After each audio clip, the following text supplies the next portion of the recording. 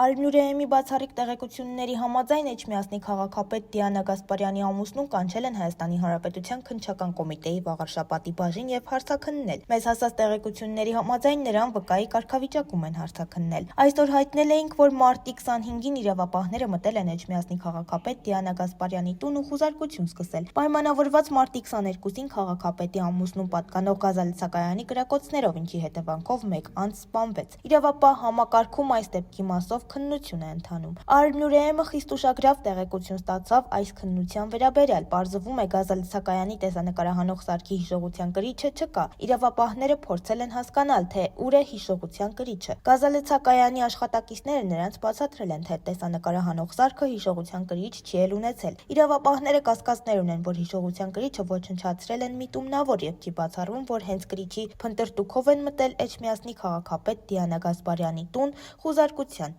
Հիշեցնենք, որ կրակոցները հնչել էին քաղաքապետ Դիանա Գասպարյանի ծննդյան օրը, ու նա ընտանիքի հետ այդ ժամանակ եղել է Վրաստանում եւ դեպքի մասին իմանալով շտապել են Հայաստան։ Սպանություն կատարող անձին Արմավիրի մարզում հայտնի Ճապ մականունով 33-ամյա Կարեն Բադալյանին իրավապահները դեռ փնտրում են։